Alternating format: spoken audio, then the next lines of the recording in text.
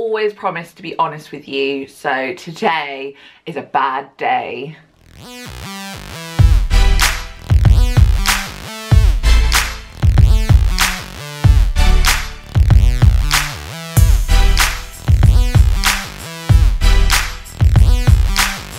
Welcome back to my channel. I am Katie, and as you can see, I am not looking my best. I have had the last couple of days have been like the days from hell, with all sorts of issues, basically from the government trying to swindle me out of money, and it's been very stressful, and it's made me cry and worry, and I've been so stressed about it. And basically it all boils down to the fact that, I mean, nobody wants to be poor, do they?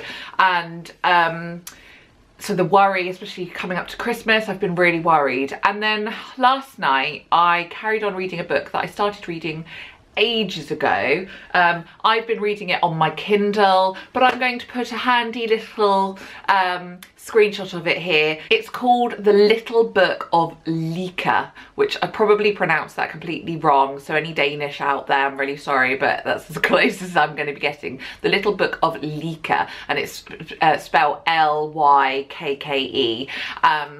And it's basically, the translation is happiness. So it's a little book of happiness and how the Danish, like what they do to be happy. And I coincidentally just picked up my Kindle last night. I went to bed in a real grump, basically. I just was like, I've had enough of today. I'm gonna go and read my book. And so I was reading it, and it made me see that there is more to life than money. And, you know, they say more money, more problems and all of that. So I thought today's vlog would be all about the Little Book of Lykke, and how we can find happiness through other things than wanting a bigger house. I mean, I'd love a bigger house, but you know, it's just not happening right now. I still have this little house, but I am actually, you know, it gives me everything I need. I've got a roof over my head, a roof over my children's heads, so I need to be grateful for that. So I've got 5 ways that you can be a little bit more Lykke, a little bit more happy. So number 1 is togetherness. If you've been following my blog for a long time, you will know that I am obsessed with the Danish concept, or the feeling of hygge, which is basically, it's the closest translation is coziness. It's that feeling you get when you walk into a room that's got like candles, and it just makes you feel all cozy and snuggly and lovely inside. That feeling, like if you could bottle that, that is the feeling of hygge in Danish, in their culture. And I last year discovered this and have put lots of things in place that make our home more cozy and make us more able to get that hygge feeling, with cushions and throws and more candles. You can never have too many candles, so I'll pop a link to a post that I wrote all about that, because it's just, this time of year is perfect for that. And hygge is all about being together as well. You can't really hygge on your own, so you get your family and your friends together, and you snuggle nicely in a cozy little room together, eating, you know, Danish pastries or, you know, whatever. It's all about being together. And so togetherness is the first step of being happy, and it's made me realize that I've been focusing on all the wrong things. You know, I've been focusing on work and, you know, tidying the house, which, you know, I've got into a routine and everything, but I've been so busy trying to do so many other things that I haven't slowed down to appreciate just sitting on the sofa snuggling with my family and just being together, and wider family as well. I haven't made time for them. So the first thing towards being happy, being more Lykke, is to bring your friends and family together and spend more time with those people that will make you happy. Number 2 is money. This is definitely the root of all evil, and it's the thing that has been stressing me out, especially over this situation I've been dealing with the last couple of days, but it's always there in the back of my mind. You know, we need to earn more money so we can buy a bigger house, so then I can have another baby. But yeah, it's it's something that puts a lot of stress on people. If you don't have money to feed your family and things like that, then, you know, it does ruin things. But sometimes you do have money, but you are too extravagant and you spend money that you didn't really need to spend, which therefore puts you in debt and things like that. And it's all because we're trying to keep up with the Joneses. It's all it is. It's always, I want to go on holiday because they've been to Tenerife, or I want a bigger house because they've got a bigger house, and oh, I want a flashier car because my car isn't good enough. It still gets you from A to B, you know, it doesn't really matter. But we're constantly trying to improve our lives that we don't actually need to improve, because you go back to number one with being together. As long as you've got your family, you don't need a flashy car, you don't need holidays, you don't need a giant house. You know, it's just more to clean, isn't it? I mean, God. So money, just, you need to accept what you have and make the best out of what you do have, and stop wanting more all the time because it just makes you miserable. Number 3 is health. And the Danish think that you shouldn't fear life or death, and you should just live life to the full.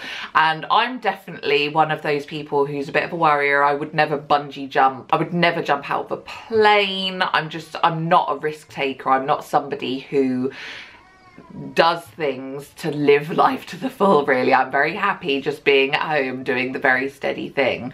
But so I'm going to take their thing on health, and I'm just going to say you need to look after your body, and you shouldn't take your body for granted, and you should, and I've said this before, you should make your, I mean, God, I'm not the poster child for this right now, because I haven't done my makeup today because I spent all day yesterday crying and I was all puffy, but you should put your makeup on, get yourself dressed, and just love your body, because it's the only body you will ever have. Number 4 is freedom. They believe that you should be in complete control over your choices, and I completely agree with this, because I'm always saying yes to things when I really should be saying no to things, and I put myself out there to do things that's not really pleasing me. It's not, you know, it's not doing anything for me besides stressing me out because I've agreed to do something for the school, or I've agreed to do a job for something, or look after somebody, or do, and I actually can't do all the things. I should be in control of my choices and feel confident just to say no, or, you know, this is what I want to do. And I think another example of this is the fact that I went self-employed. I started blogging, and I realized that teaching didn't make me happy anymore, sadly, because I love teaching children. I just don't like the job.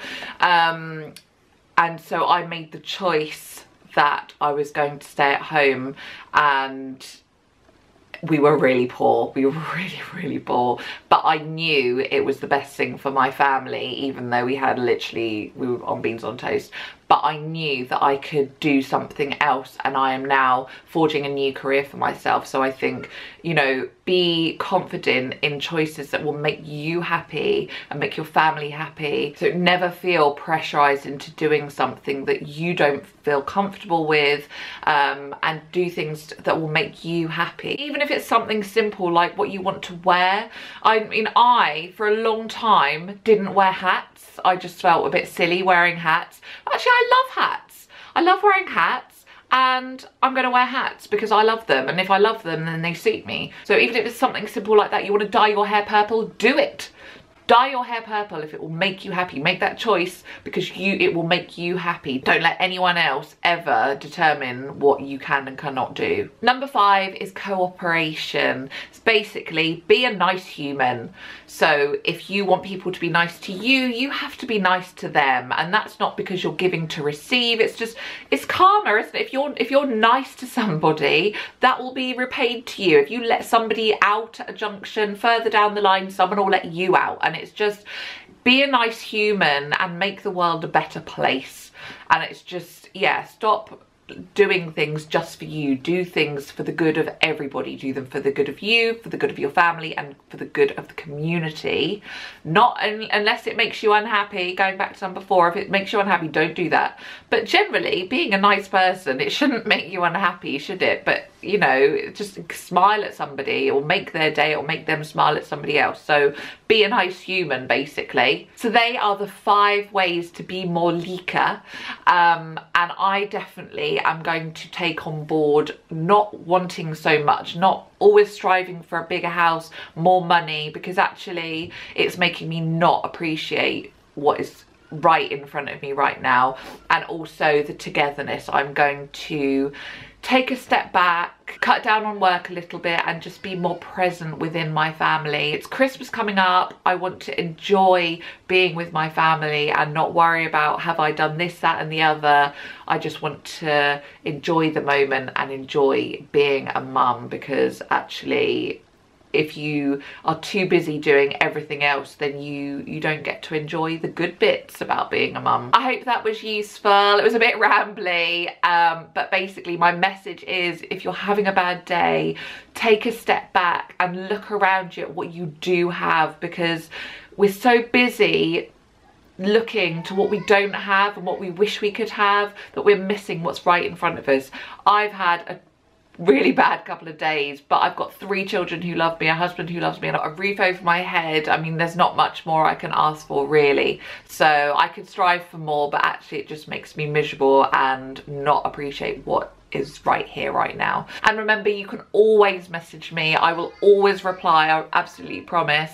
It might take me a couple of days because I'm pulling my hair out, but I will reply to you. Also, don't forget to join my Decluttering Motherhood group. I will pop a link below to that. I would love to have you. If you've made it to the end of this video, you deserve a medal for all my waffling. But I want to know, what is the one thing that you are grateful for today? Because there is always something, even if it's really small, that you are grateful for today. I am grateful for my friend Lucy, who texted me this morning and said she just want to go shopping this morning. So we went to town and we sorted out a few bits because it's Lils' birthday soon, and we're having a party, and oh my god. But I'm grateful for her for being in my life. So that's my one thing today. What is yours? I will be back on Sunday with another upload, so I will see you then. Bye.